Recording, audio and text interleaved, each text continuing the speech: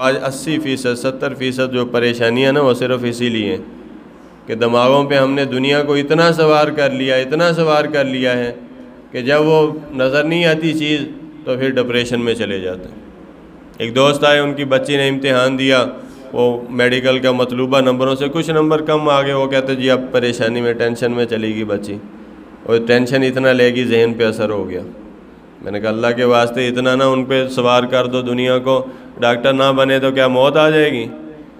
Doctor نہیں بنیں گے تو گزارے نہیں ہوں گے کیا؟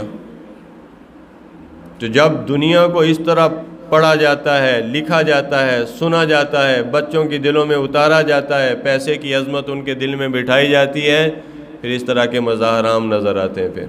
پھر ذرا سی بات پہ ہارٹ فیل ہو گیا، ذرا سی بات پہ ٹینشن میں آ گیا اور اس کا دماغ جو ہے وہ کام چھوڑ گیا۔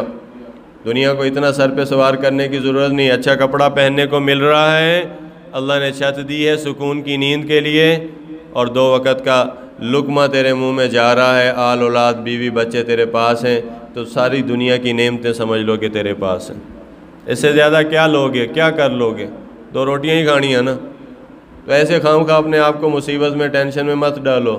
دنیا تو اتنی ہے جتنی مقدر میں ملے گی، یہ نہیں کہ محنت سے منع نہیں میں کر رہا، محنت کرو، آگے بڑھنے کی کوشش بھی کرو، لگن بھی رکھو، لیکن اس کو مقصد نہ بناؤ۔ مقصد حیات ہمارا آخرت ہے، مقصد حیات ہمارا اللہ کی رضا ہے۔ جب اللہ کی رضا پیش نظر ہوگی، دنیا کا کچھ نقصان بھی کچھ ٹکوں کا ہو گیا، بندہ کو خیر ہے یار، اللہ تے راضی ہے نا۔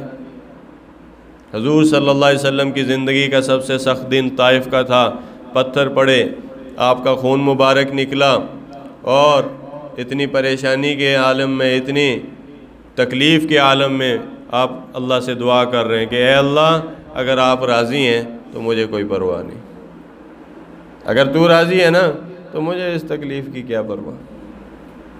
مجھ پہ یہ تکلیف گزر گئی، یہ خون بہہ گیا، یہ زخم لگ گئے، مجھے بے وطن کر دیا گیا، انہوں نے اپنے علاقے سے نکال دیا، گالیاں پڑیں، یہ تکلیف پھر کوئی معنی نہیں رکھتی اگر آپ میرے ساتھ ہیں، اگر آپ میرے سے راضی ہیں تو پھر مجھے اس کی پرواہ نہیں ہے۔ ہاں یہ ہے جذبہ، اپنے نبی کی زندگی کو پڑھو، اللہ کے لیے پڑھو۔ کہ کتنے میں نے ربیع الاول آج پتہ نہیں کیا تاریخ ہوگی، 12-15 تو ہوگی نا، 15-16، وہ کتنے جلسوں پہ گئے، کہیں بھی حضور کی زندگی نہیں سنائی گئی، بتایا ہی نہیں گیا کہ حضور کی زندگی کیا ہے۔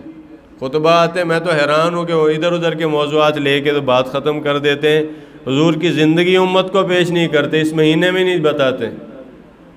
تو جب یہ چیزیں ہوں گی سامنے تو مومن کی تسلی کا سامان کافی ہوگا، اور اس کے دل کو ہمت بڑھے گی، اس کے جذبوں کو اللہ تعالیٰ جلانی عطا کریں گے کہ کوئی بات نہیں، غم آ گیا، پریشانی آ گئی، تکلیف بندوں پہ ہی آتی ہے، دنیا میں، دنیا مصیبتوں کا گھر ہے، کیا ہے، حضور پہ نہیں آئیں، کتنی آئیں۔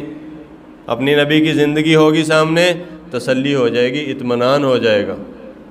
جب نبی کی زندگی نہیں ہوگی سامنے اور کار کوٹھیوں والوں کی زندگی ہوگی، بینک بیلنس والوں کی زندگیاں ہوگی، سیاست دانوں کی زندگیاں ہوں گی، جو ظاہراً تو نظر آتی ہیں کہ بڑے مزے میں ہیں، لیکن دل ان کے اللہ کے عذاب میں ہیں، اور ان کے دل جو ہیں وہ پریشانیوں کا مرکز بن چکے ہیں۔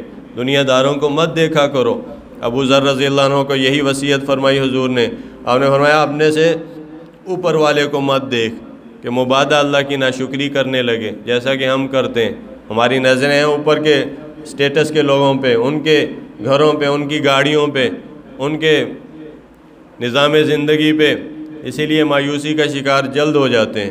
آپ نے فرمایا ابو ذر اپنے سے نیچے والے پہ نظر کرنا، پھر شکر ادا ہوگا کہ جو کچھ اس کو نہیں اللہ نے دیا وہ مجھے دیا ہے، مجھے اللہ نے اس سے بہتر بنایا۔